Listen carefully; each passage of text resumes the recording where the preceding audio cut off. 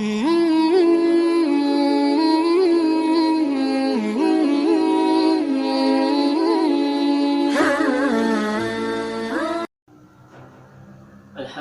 رب العالمین والصلاة والسلام علی اشرف الانبیاء والمرسلین وعلی آلہ واصحابہ اجمعین، اما بعد فاعوذ باللہ من الشیطان الرجیم، بسم اللہ الرحمن الرحیم۔ کان رسول اللہ صلی اللہ علیہ وسلم یعتکف الاشر الاواخر من رمضان۔ محترم ناظرین، ذکر چل رہا ہے اعمال رمضان کا، اور اعمال رمضان میں ایک بڑا ہی اہم عمل اعتکاف کا ہے۔ پچھلی ویڈیو میں اعتکاف کی اہمیت اور ضرورت کے حوالے سے بات کی گئی تھی۔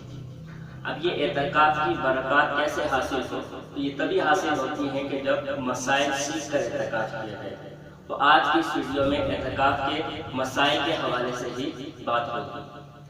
مرد کے لیے اعتکاف کی جگہ مسجد ہے، مرد کا اعتکاف مسجد نہیں ہو سکتا ہے، اور سب سے افضل اعتکاف کی جگہ وہ مسجد حرام ہے، دوسرے نمبر پر مسجد نبوی ہے، تیسرے نمبر پر مسجد اقصیٰ ہے، اور چوتھے نمبر پر جامع مسجد ہے، اور پھر پانچویں نمبر پر اپنے محلے کی مسجد آتی ہے۔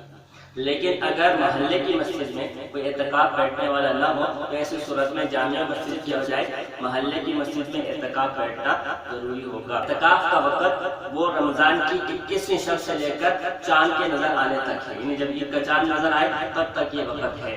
تو اس کا بہتر طریقہ یہ ہے کہ 20 رمضان کو غروب آفتاب سے پہلے معتکف مسجد میں آ جائے۔ پھر جب ایک دفعہ اعتکاف شروع کر لے تو اعتکاف سے بغیر شرعی اور بغیر شرعی ضرورت کے معتکف مسجد سے باہر نہیں نکل سکتا۔ طبی ضرورت سے مراد یہ ہے کہ قضاء حاجت کے لیے، وضو وغیرہ کے لیے اور فرض غسل وغیرہ کے لیے جانا ہو تو معتکف جا سکتا ہے۔ باقی غسل جمعہ کے لیے جو کہ مسنون ہے، اور ایسے ہی ٹھنڈک حاصل کرنے کے لیے جو غسل کیا جاتا ہے وہ اعتکاف کے دوران نہیں کیا جا سکتا۔ یہی اس بارے میں محتاط ہو۔ اور اس بارے میں ایک عام غفلت یہ ہے کہ لوگ مسجد میں بیٹھ تو جاتے ہیں، لیکن مسجد کی حدود معلوم نہ ہونے کی وجہ سے وہ ایسی جگہ چلے جاتے ہیں جو مسجد کی حد نہیں ہوتی، تو جس کی وجہ سے اعتکاف ٹوٹ جاتا ہے۔ لہذا اعتکاف بیٹھنے سے پہلے مسجد کی حد معلوم کر لینی چاہیے۔ وضو خانے میں لوگ بیٹھے باتیں کرتے رہتے ہیں اور اس کو مسجد کا حصہ سمجھتے ہیں، حالانکہ وہ مسجد کا حصہ نہیں ہوتا۔ لہذا اگر بغیر ضرورت کے وضو خانے میں بیٹھا رہے گا، باتیں کرتا رہے گا تو اعتکاف ٹوٹ جائے گا۔ اور ایسے ہی جب وضو وغیرہ کرنے کے لیے جائے تو جاتے وقت کوئی سلام کر لے، اس کے سلام کا جواب دیا جا سکتا ہے۔ چلتے چلتے اگر کسی نے خیریت پوچھ لی تو اس کا جواب دیا جا سکتا ہے، لیکن اس کام کے لیے رکے نا، رکنے کی اجازت نہیں ہے۔ پھر ایسے ہی معتکف جیسے طبی ضرورت کے لیے نکل سکتا ہے تو معتکف شرعی ضرورت کے لیے بھی نکل سکتا ہے۔ شرعی ضرورت سے مراد یہ ہے کہ اگر وہ ایسی مسجد میں بیٹھا ہے کہ جہاں جمعہ نہیں ہوتا ہے تو ایسی صورت میں جمعے کے لیے جا سکتا ہے۔ باقی یہ ایک مسئلہ مشہور تو ہو گیا ہے کہ اگر کوئی اعتکاف بیٹھتے وقت یہ شرط لگا لے کہ اعتکاف کے دوران کوئی اگر مر گیا تو جنازے کے لیے جاؤں گا یا کسی مریض کی عیادت کے لیے جاؤں گا، تو اگر کوئی ایسی شرط لگا لے تو اس کے لیے جانا درست ہوگا۔ ایسے ہی یہ مسئلہ بعض کتابوں میں آ بھی گیا ہے۔ بارے میں عرض یہ ہے کہ استاد محترم شیخ الاسلام مفتی محمد تقی عثمانی صاحب نے اپنی کتاب احکام اعتکاف میں لکھا ہے کہ یہ مسئلہ جو ہے یہ نظر کے اعتکاف سے متعلق ہے، کہ کوئی اگر نظر کے واجب اعتکاف میں اگر ایسی شرط لگا لیتا ہے تو پھر وہ جنازے کے لیے بھی جا سکتا ہے اور پھر وہ مریض کی عیادت کے لیے بھی جا سکتا ہے۔ لیکن رمضان کے مسنون اعتکاف میں ایسی اجازت نہیں ہے، اگر کوئی گیا تو اس کا اعتکاف ٹوٹ جائے گا۔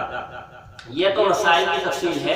پھر اعتکاف کے آداب کیا ہے؟ تو اعتکاف کے آداب یہ ہیں کہ اعتکاف کے دوران انسان غیر ضروری رابطوں سے گریز کرے، اور اللہ تبارک و تعالیٰ کے جب در پہ آیا ہے تو اپنا زیادہ وقت اعتکاف میں لگائے۔ اعتکاف میں دعاؤں میں، ذکر و اذکار میں، تلاوت میں، نوافل میں، کسی کے ذمہ اگر قضا نمازیں ہیں تو وہ اپنی اعتکاف والی جگہ میں ان کو پڑھنے کا اہتمام کرے۔ اعتکاف میں کیا کیا کام جائز ہوتے ہیں؟ تو اعتکاف کے دوران کھانا پینا جائز ہے، مسجد میں سونا جائز ہے، اور اس کے ساتھ ساتھ اگر خوشبو وغیرہ لگا لے، کپڑے بدل لے، تیل وغیرہ لگا لے تو اس کی بھی اجازت ہے۔ اور اگر گھر کی ضروریات کے لیے کوئی چیز خریدنی ہے تو اگر خریدی جانے والی چیز سودا سست کو مسجد میں حاضر نہ کیا جائے تو اس کی خرید و فروخت کا زبانی معاملہ وہ مسجد میں کیا جا سکتا ہے، کہ جب اس معتکف کی ضرورت ہے اور کوئی اور ایسا ہے نہیں جو ضرورت کو پورا کر سکے تو وہ اگر کر لے تو اس کی اجازت ہوگی۔ اعتکاف میں کیا کام مکروہ ہے؟ تو اعتکاف میں یہ چیز مکروہ ہے کہ خاموشی کو عبادت سمجھ کے ایک آدمی چپ رہے تو ایسا مکروہ ہے۔ چنانچہ بعض لوگ اعتکاف میں بیٹھتے ہیں اور وہ بولنے کو بالکل درست نہیں سمجھتے، ضرورت کی بات بھی نہیں کرتے ہیں، تو ایسی بات نہیں ہے، ضرورت کی بات کی جا سکتی ہے۔ البتہ اعتکاف میں بغیر ضرورت کے بولنا اور بہت فضول باتیں کرنا یہ بھی مکروہ ہوگا، اور اعتکاف میں خاموشی کو عبادت سمجھ کر خاموش رہنا یہ بھی مکروہ ہوگا۔ اسی طرح اگر کوئی خرید و فروخت کی چیز خرید رہا ہے اور وہ جو چیز خریدی ہے اس کی خرید و فروخت کا معاملہ زبانی کلامی نہیں ہے بلکہ اس چیز کو مسجد میں لایا گیا ہے، تو ایسی صورت میں یہ مکروہ ہوگا۔ پھر جہاں اعتکاف بیٹھا ہے تو اعتکاف کے لیے ضرورت سے زیادہ جگہ کرے کہ جس سے نمازیوں کو تکلیف ہوتی ہے، جس سے جگہ اعتکاف والوں کو تکلیف ہوتی ہے، تو ایسی صورت میں یہ بھی مکروہ ہوگا۔ اعتکاف کے مستحضرات کیا ہیں؟ جن چیزوں سے اعتکاف ٹوٹ جاتا ہے، تو اعتکاف سے ٹوٹ جاتا ہے کہ انسان مسجد سے بغیر شرعی یا طبی ضرورت سے نکل جائے، چاہے یہ نکلنا بھولے سے ہو، چاہے یہ نکلنا غلطی سے ہو، بہرحال جیسے کیسے بھی نکل جائے تو نکلنے کی وجہ سے ٹوٹ جائے گا، جبکہ طبی ضرورت کے لیے نہ ہو اور جبکہ شرعی ضرورت کے لیے نہ ہو۔